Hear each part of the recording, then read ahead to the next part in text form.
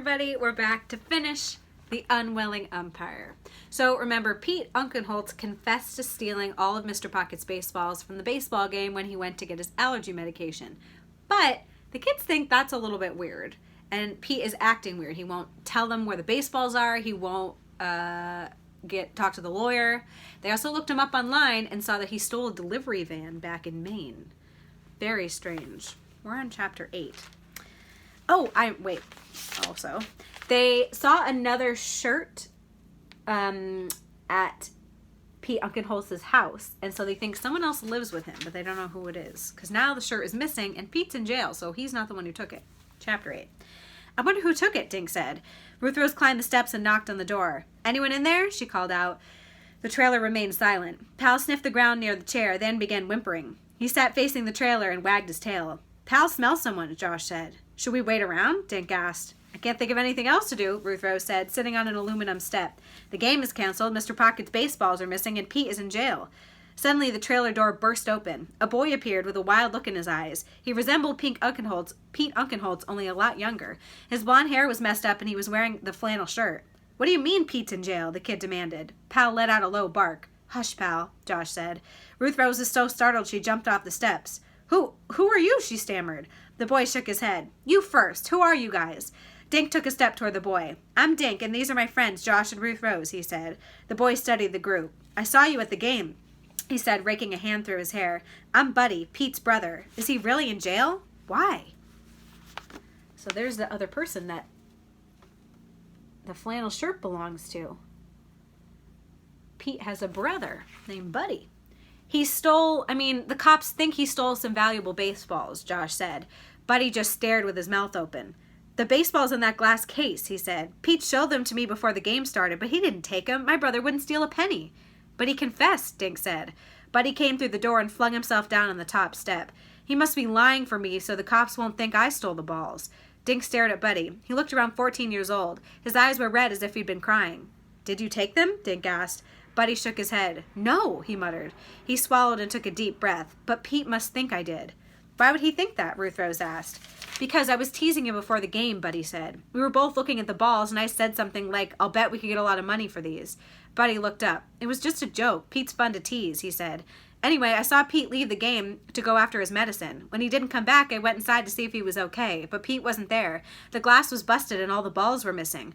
I figured Pete must have thought I stole them and came to the trailer looking for me. So I ran back, but Pete wasn't here.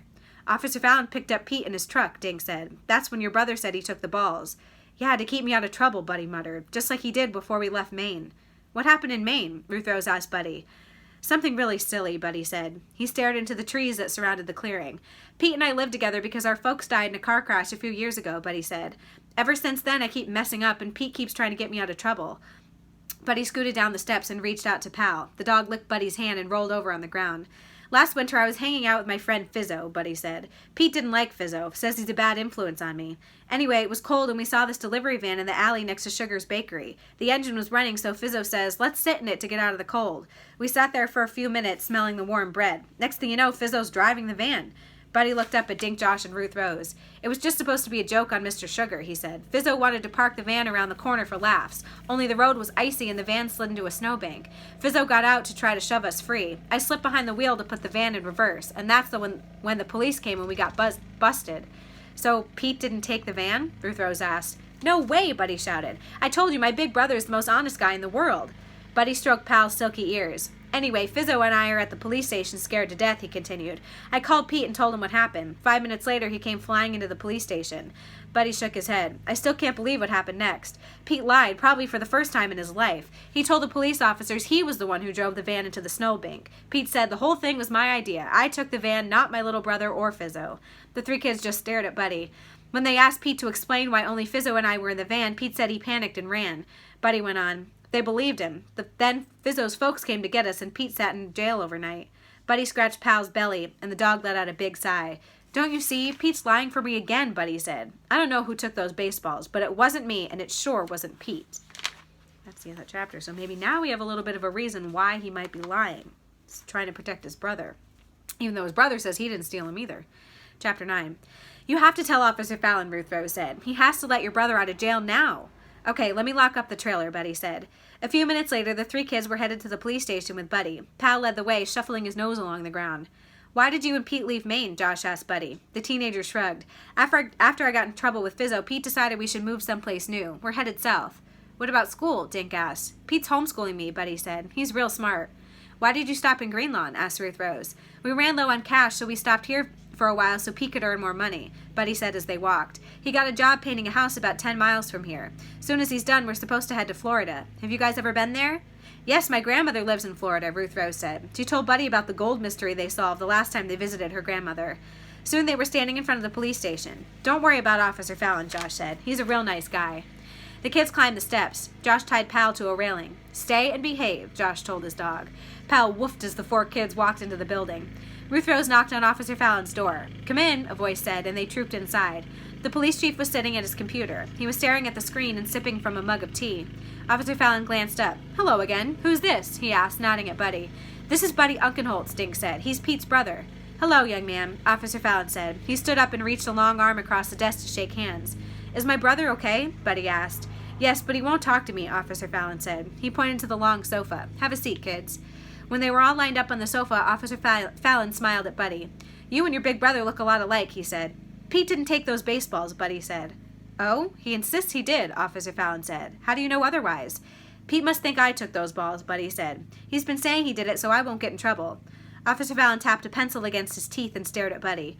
Pete says he took the balls. You say he's lying to protect you. Who should I believe? He asked.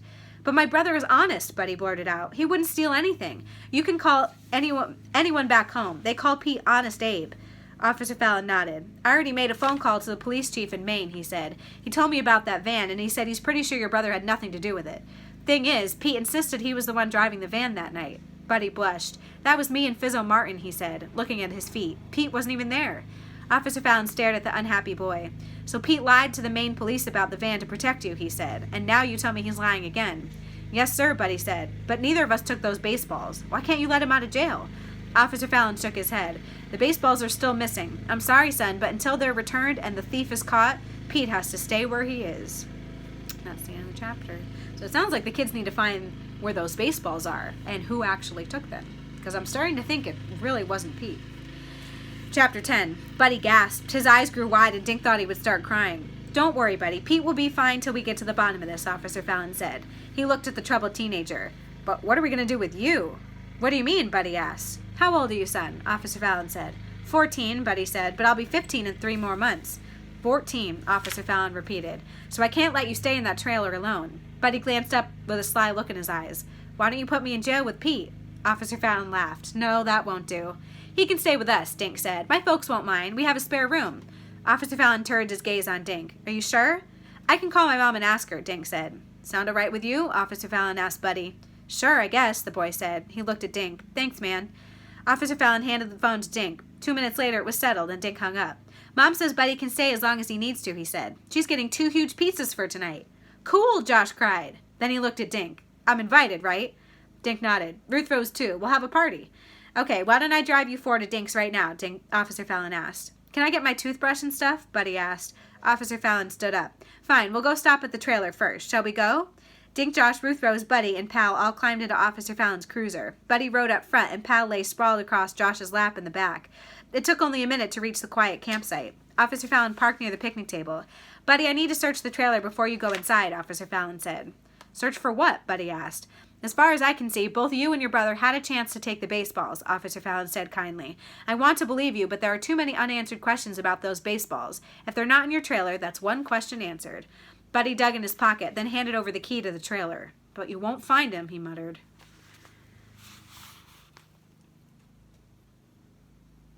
There's Pal in the back, too. He's cute. Officer Fallon climbed out of the cruiser. He strode toward the trailer and used Buddy's key to let himself inside. He doesn't believe me, Buddy grumbled. He picked up a pine cone and tossed it into the trash barrel. Officer Fallon wants to find Mr. Pocket's baseballs, Dink said. They're really valuable. Well, he won't find them in our trailer, Buddy insisted. I believe you, Ruth Rose told Buddy. If you and your brother didn't steal them, we have to find out who did. Great, but how? Buddy asked. Anyone could have snuck into the clubhouse. But only people who came to the game knew the baseballs were in the glass case, Dink said. Oh my gosh, Josh said. The thief might live right here in Greenlawn. Yeah, Dink grumbled. He was remembering the hundreds of people sitting in the bleachers. Was one of them the baseball thief? The first pitch was at 11 o'clock, Buddy said. What time did Pete go inside for his medicine? Dink asked. It was around 11:15, Buddy said. Then I went looking for him a few minutes later. That's when I saw the smashed case and took off for the trailer. So that means someone stole the baseballs between 11 and 11:15, Ruth Rose said.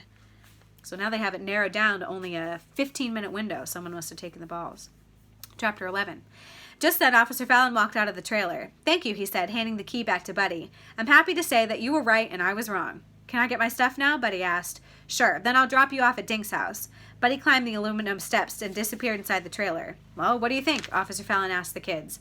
I think he's telling the truth, Ruth Rose said. Me too, Dink and Josh said at the same time. Officer Fallon raised his eyebrows. Any particular reason? Well, if I were going to steal the baseballs, I wouldn't do it with all those people watching me and walk into the clubhouse, Ruth Rose said. And if I did take the balls, I'd hide them and return to the game so I didn't draw attention to myself. Could it have been Buddy? Officer Fallon said, glancing at the trailer. He could have stolen the balls and hid them till later. No, Dink said. If Buddy were planning to take the balls, he wouldn't have teased his brother about stealing them. He'd want to keep his plan to himself. Besides, Josh said, if Buddy did steal the baseballs, he wouldn't let his brother take the rap and sit in jail. Buddy really loves Pete. That's a fine reasoning from all of you, Officer Fallon said, and I'm inclined to agree with you. But then who did take the balls, and where are they now? Could the thief sell the baseballs? Dink asked. Oh, easily, Officer Fallon said. There's a huge market for baseballs signed by famous players. Just then, Buddy opened the trailer door, locked it, and walked over to the picnic table. He was carrying a lumpy backpack. Get everything you need? Officer Fallon asked. Buddy nodded. Will you tell Pete where I'll be staying? I sure will, Buddy, Officer Fallon said. They all climbed back into the cruiser. 5 minutes later, Officer Fallon pulled up in front of Dink's house. Have a good pizza party, he said as the kids and pal got out. Why don't you come too? Dink asked. There'll be plenty of food. Wish I could, Officer Fallon said, but I need to begin talking to people who were at the game. Someone might have noticed whoever walked into the clubhouse just before Pete did. So you believe me? Buddy asked. Officer Fallon smiled. I believe you, he said, then drove away. What time should we come over for pizza? Josh asked Dink. How about 5 o'clock? Dink said. Great, I have to muck out Polly's stall anyway, Josh said. See you later. He and Pal headed up Woody Street toward Farm Lane. And I promised Nate I'd play with him, so I have to go too, Ruth Rose said. See you guys later. Ruth Rose walked to her house next door. Your friends are nice, Buddy said as he followed Dink up his front steps. Dink's mother opened the door. Hello, Buddy, she said. Come on in. Hello, Mrs. Buddy hesitated and looked at Dink. I don't know your last name. I'm Mrs. Duncan, Dink's mom said, and I've left a plate of cookies on the table.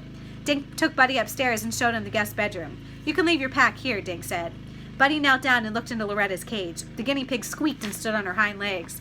I wish I could have a pet, Buddy said, but Pete says we have to wait until we're not living in that tiny trailer anymore. Are you guys really going to Florida? Dink asked as they walked back downstairs to the kitchen. Buddy shrugged. I don't know, he said. I kind of like it here in Green Lawn. Dink poured 2 glasses of milk and handed one to Buddy. We've got a real good high school, he said, taking the cookie. Do they have a soccer team? Buddy asked. Big time, Dink said. Buddy smiled and helped himself to a cookie. I don't know about you guys, but I believe them too. I don't think they stole the baseballs. Let's try to find out who did. Chapter 12. Josh rubbed his stomach. I think I'm going to explode, he said. Gee, why? Asked Ruth Rose, eyeing the 2 empty pizza boxes on Dink's picnic table. You only ate 10 pieces. Josh fed his last crust to Pal under the table. 9 pieces, Josh said, grinning at Dink. I wanted to save room for dessert. There is no dessert, Dink said. Not until we find out who took those baseballs. I wonder if Officer Fallon had any luck, Ruth Rose said. Maybe the crook already sold them, Josh said. Where would he sell them? Dink asked. Well, if it were me, I'd use the internet, Buddy said. The crook could reach millions of people at the same time. A lot of people shop online with YouBuy, Ruth Rose said. Yeah, and they sell all kinds of stuff, Dink said. Do any of you know how to use YouBuy? I sure don't. Me neither, Josh said, but Mrs. McElroy does. The library closes at 6, Ruth Rose said. Why don't we go see her? Dink checked his watch. We've got 10 minutes. Come on. The 4 kids and Pal trotted to Main Street, then down to West Green Street. It was 1 minute to 6 when they ran up the library steps. Mrs. McElroy was still sitting at her desk as they hurried inside. Hi there, I was just getting ready to close, she said. Do you need something? The kids introduced Buddy, then quickly explained their idea. And you think the thief would try to sell the baseballs on YouBuy? She asked. It would be the fastest way, wouldn't it? Buddy asked. Well, online shopping is fast, Mrs. McElroy said. Could we try? Dink asked. Sure, why not? Mrs. McElroy said. She booted up her computer and clicked on Internet and typed in YouBuy.com. A few seconds later, they were all looking at YouBuy's homepage. Look, there's a place to type in what you want to buy, Josh said. Should we type in baseballs? That would give us too many choices, Mrs. McElroy said. How about we try autographed baseballs? She typed in the words. Seconds later, a window popped up telling her that there were about 50 possibilities. How do we choose? Dink asked. We need to be more specific, Mrs. McElroy said. Do you know whose signatures Mr. Pocket had? One ball was signed by Babe Ruth, Ruth Rose said. Okay, said Mrs. McElroy. She scrolled back up and typed in baseball signed by Babe Ruth. A new window popped up. It said there was one Babe Ruth ball for sale. Mrs. McElroy clicked and there was a picture of a baseball. Babe Ruth's signature was clearly visible. Next to the picture were 3 words. Buy this baseball signed by the great Babe Ruth. Other autographed baseballs available. Does that look like it could be Mr. Pocket's baseball? Mrs. McElroy asked. The 4 kids leaned closer to her computer screen. I don't know, Dink said. Why don't we call Mr. Pocket, Ruth Rose suggested. We should also call Officer Fallon, Dink said. He pointed to the screen. If this is the thief, Officer Fallon should be the first to know. This is exciting, Mrs. McElroy said, reaching for the telephone. A few minutes later, Officer Fallon and Mr. Pocket hurried into the library. Mr. Pocket put on his glasses and leaned close to the monitor. That's my baseball, he announced. How can you tell? Officer Fallon said, peering closely at the picture. Look closely, Mr. Pocket said. Right above Babe's signature, there's a dent in the ball. That's where his bat struck. Babe Ruth signed the ball for my father personally. Everyone moved closer to the screen. I see it, Officer Fallon said, but a lot of used baseballs would have a bat dent, wouldn't it? But not in the same place, Mr. Pocket insisted. If I held the ball in my hands, I'd be sure. Why don't you buy the ball? Dink suggested to Mr. Pocket. Have the thief mail it to you. Then once you have it, Officer Fallon can arrest the guy and get your money back. It won't work, Buddy said. The guy will be suspicious if someone who lives in Greenlawn tries to buy the ball. That's where he stole it. Buddy's right, Officer Fallon said, and our thief may very well live in this town. So what do we do? I have a suggestion, Ruth Rose said. Email the guy saying you want to buy the baseball, then ask him where you should send the check. And if he really does live around here, you can go arrest him right now, Dink said. Yeah, Josh said with a grin. The dude will probably be sitting at his computer when you ring the doorbell. They all looked at each other. Officer Fallon nodded at Mrs. McElroy. She clicked on a small window that said, buy it now for $1,000. Under the window was a space to type a reply. $1,000, Josh squeaked. Okay, Mrs. McElroy, let's reel this fish in, Officer Fallon said. Mrs. McElroy typed a message that said, I wish to buy the Babe Ruth baseball. Please email me your address and I'll send you $1,000 immediately. I may want to buy other balls as well. Good job, Officer Fallon said. 7 sets of eyes stared at the computer screen. Come on, take the bait, muttered Mr. Pocket. A few seconds later, Mrs. McElroy checked her mailbox, and there was a message. Send your check to Ted Grundy, 13 Boxwood Lane, Greenlawn, Connecticut. Gotcha, Officer Fallon said as he headed for the door. Now they finally know who took it. Someone named Ted Grundy, who we've never met before, but apparently he stole the baseballs. Chapter 13. The baseball game continued on the following Saturday. Now it was the bottom of the 9th inning. The score was men 6, women 3. The women were at bat. Guess you're going to owe me an ice cream cone, Josh teased Ruth Rose. I think I'll have 10 scoops. Think again, Ruth Rose said. The bases are loaded and Livy's up. She's their best hitter. Yeah, but they already have 2 outs, Josh said. If Livy gets an out, the game's over and I win. If she gets an out, Ruth Rose said. While Dink watched Livy Nugent practicing her swings, he thought about the last several days. It had been an exciting time in Greenlawn. Officer Fallon had arrested the thief, Ted Grundy. The 6 stolen baseballs were found in his closet, and he went to jail. It's neat that Pete and Buddy are staying in Greenlawn, Josh said. Yeah, and Buddy told me that Officer Fallon had a long talk with Pete, Dink said. He told him lying is wrong, even if it's done to protect someone else. But Pete really learned his lesson. Now Officer Fallon's trying to talk Pete into becoming a policeman. Hush, you guys, Ruth Rose said. We don't want to distract Livy. Pete was signaling Livy to step up to the plate. She tapped dirt out of her cleats and yanked her cap tighter. Buddy had joined the men's team and he was pitching. First pitch was low, but Livy swung and missed. Strike 1, bellowed Pete. Buddy's second pitch was high. Livy tried but missed again. Strike 2, Pete yelled. By now, everyone in the bleachers was standing. Some were rooting for the men, but most were chanting, home run, home run, home run. Buddy wound up for the pitch. Suddenly, everyone was quiet. The ball came right over the plate, right at Livy's knees. Crack! The hit was a line drive just inside the first baseline. Livy took off for first. Mrs. McElroy left first for second. Josh's mom tore away from second toward third. Ellie shot away from third base and ran home where she got a huge cheer. Then Josh's mom came in, followed by Mrs. McElroy. Tie game, Ruth Rose yelled. Dink could barely hear her. The crowd was screaming as Livy dashed for home. It was a grand slam. The game was over. The final score was women 7, men 6. Josh slumped in his seat while Ruth Rose did a little dance next to him. Well, who's up for an ice cream cone? Dink asked, grinning at Josh. I am, Ruth Rose said. That's the end of the book. This is a very different book, I think. Like, usually the bad guy is somebody who we've met along the way and you can, like, figure out who committed the crime. This one, it's impossible to figure out who did it because we've never met this person before. And the mystery this time was trying to figure out who didn't do it. So that's kind of unique. I wonder what you think about The Unwilling Umpire.